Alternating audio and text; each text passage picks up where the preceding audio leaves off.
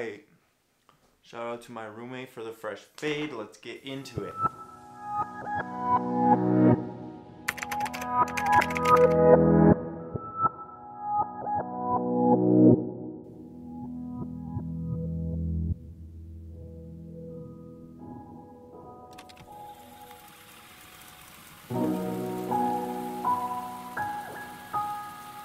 Alright, so I've had the Mamiya 645 Super for over a year now, and in that time frame I've been able to shoot numerous rolls through it, as well as put it through a ringer of tests. So now I feel qualified to give it a little bit of a review.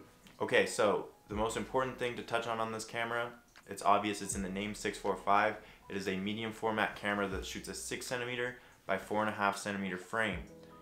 That is by no means the largest frame size that you can get on medium format, but it is a jump up from 35mm, and let me tell you, the resolution change is highly noticeable. Alright, so because this camera shoots a 645 size frame, it is a great starting medium format camera. If you're thinking about making the jump from 35mm into medium format, this is one of the most viable options, because the 645 frame on a 120 film gives you the chance to shoot 15 exposures. That means that you will get 3 more shots per roll than if you were shooting a 6x7, and it blows a 6x9's exposure count of 8 out of the water. Because of this, I think it is the most cost-effective way of getting into medium format photography, especially with the ever-increasing price of film these days.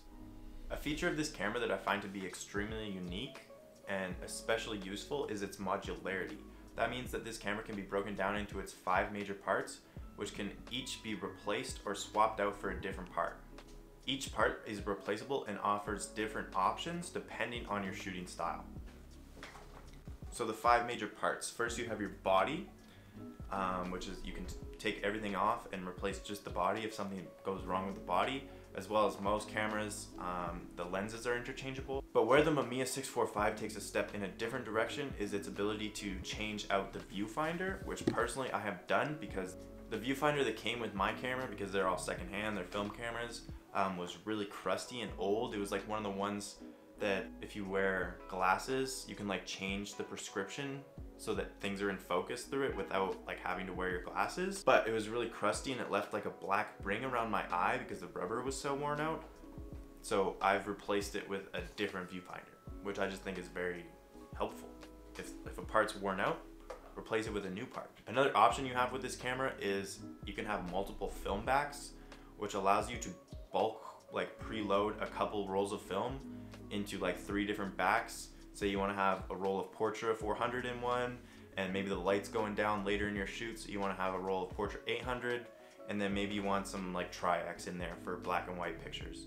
You can swap them out mid-roll. You can throw your dark slide in, pop the back off, throw the different back on, shoot some pictures, and you can swap them back and forth. Also, if it breaks, you can just replace it with a new one. The last feature is the winder, the film advance winder. You can take the film winder off and throw a power grip on it that gives you extra grip, as well as automatically winds the film after you shoot the shutter. Talking about power winders, that's a good spot to transition into my next point. The Mamiya 645's ergonomics. Although this camera is a lot smaller than a Mamiya 6x7, RZ or RB, it's still a big bulky camera in comparison to nice sleek 35mm SLRs with a nice grip. You know, those cameras, they feel good in your hand. This camera, it's a little bit bulkier, it's more square. You can't just, it doesn't fit as good in your hand. For your average person, it's gonna be a big bulky camera, and that's something that you should be aware of. However, as we talked about, you can pop off the winder and throw the grip on it, which gives you a grip, and it makes it a lot more ergonomic. Personally, I don't have that, but it is something that you could look into getting if you think that's going to be a problem for you. One small point that I feel the need to bring up is the mirror in this thing. When you fire the shutter, the mirror is a giant flapping unit. So all that means is that you do need to be careful if you're shooting in low light situations or anywhere where your shutter speed is less than 1/60th of a second. Because the mirror is so big, it will cause body shake in your camera shake, and that will make your images a little bit blurry. Although Mamiya did think ahead on this one, and they put a little toggle switch for a mirror lockup. What you can do is frame up your composition and make sure that you are focused on it, and then flick this little switch and it'll lock the mirror up, so you won't be able to see through the viewfinder, but it will stop the mirror from flapping when you fire the shutter, and that will help you a lot. Thanks for that foresight, Mamiya. Speaking of the shutter on this camera sounds absolutely amazing. Because it is so big and it's got that big flappy mirror in it, you're definitely going to be able to assert dominance over any other photographers in the area if you're shooting this thing, unless somebody walks by with a Pentax 6.7. One complaint I have about this camera is the fucking strap mechanism. Oh my goodness. It's so frustrating, and many times I've been lucky I haven't dropped it, but I've been trying to use the strap and one side of the strap mechanism will just pop off.